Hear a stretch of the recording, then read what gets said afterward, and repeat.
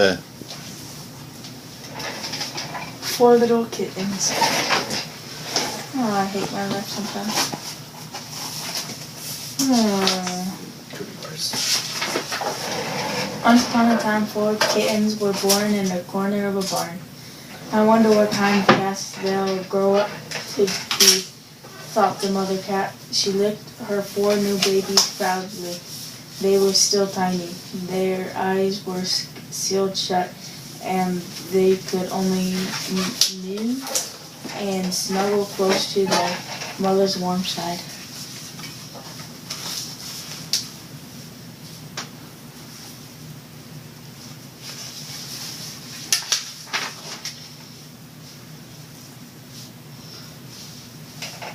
In a few days, the kittens opened their eyes. Each day they grew a little bigger and a little stronger, and a great deal naughtier that mother cat as they pounced on her twitchy tail. Children, she said, one day the time has come for you to decide what kind of cat you'll be. Tell us, mewed the kittens, what kind of cats there are. Mother cat sat up straight and half closed her green eyes and began.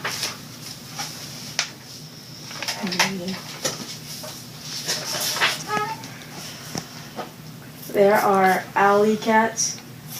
An alley cat is long and lean. He slinks like a shadow, sleeps where he can, eats what he finds. A free cat is he, no manners to mind, no washing of paws, no sheathing of claws.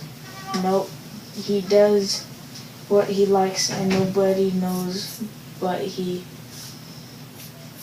Your Uncle Tom is an alley cat. Many friends he has, and they make fine music at night to the moon. His enemies are stray dogs and turning wheels and cold sleety rain. He's a wild and clever cat. The alley cat. That is the life for me, said Tough, the biggest kitten, and off he went to be an alley cat like bold Uncle Tom.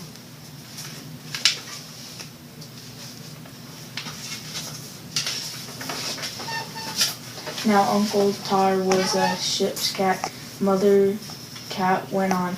A splendid cat he was, with a ship for a home and sails for friends. Its ship's cat visits seaports 1,000 miles away and talks to foraging cats and chases foraging rats that try to come aboard. A brave cat, he is a jolly roving cat, a ship's cat, and many are the tales your Uncle Tar could tell. That is the life for me, said Luff, the second kitten, and off he went to be a ship's cat like a jolly Uncle Tar. Are you going to show this to Mom? And of course, said Mother Cat, there are farm cats. I am a farm cat, a useful cat. I catch the mice and chase the rats while the farmer sleeps at night. I live in the barn on a bed of straw. No house cat I am. A farm cat can talk to all the animals that live on the farm. A splendid, useful, strong cat is the farm cat, though I say it myself. That is the life for me, said Ruff, the third kitten, and off he went to be a farm cat like his mother cat purred. Do I have to take a picture?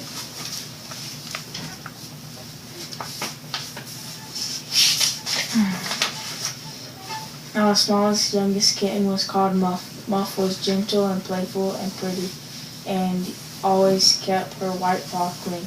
Muff's mother sighed and said, Muff, I don't think you are an alley cat. I don't think you are a ship's cat, or even a farm cat. I don't know what kind of cat you are. And off went Mother Cat to catch a nice fat mouse for dinner. Sadly, Muff wandered out of the barn. She caught sight of Ruff, getting ready to spring on a great big rat. Muff shivered and crept by as quietly as she could. I couldn't be a farm cat, said Muff, because I'm afraid of big rats. Okay.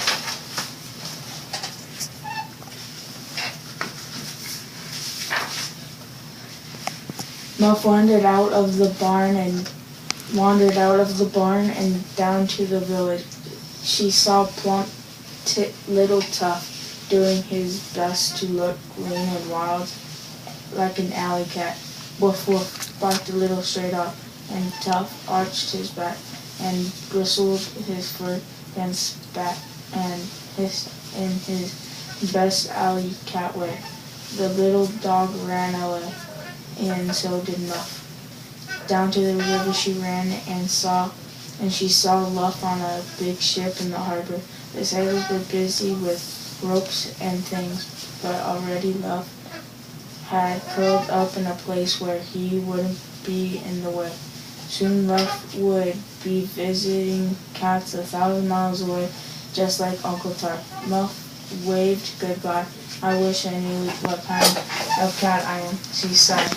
Then she had to run out of the way as a bicycle came by.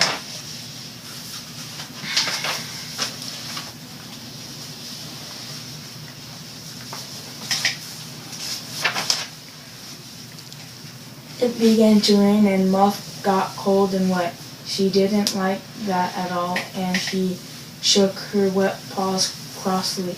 She laid down to sleep on a lumpy pile of sacks. She didn't like that very much either. She was cold and hungry and cross, and when a big hand picked her up, she spat and hissed for all the world like an alley cat. But the big hand put her into a big warm pocket, and after a few more angry squawks and a sad little mew, Muff fell asleep. When next she opened her eyes, Muff was in a house. There were cousins and carpets and curtains. There was a warm crackling fire. There was a little girl with soft, gentle hands. "Oh, what a lovely kitchen," said the little girl. "Oh, I wanted a kitten so much. Now I won't be lonely anymore." The little girl gave Muff a saucer of cream. Muff drank it all with one white foot in the saucer to keep it steady. Then she washed her paws and licked her whiskers. This was much better than that mice for dinner.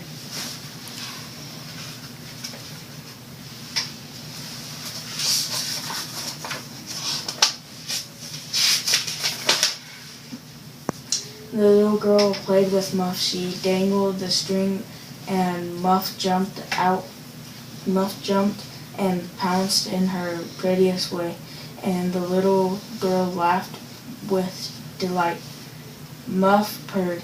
This was much better than running away from barking dogs and turning wheels. The little girl lifted Muff onto her warm lap and stroked Muff's fur.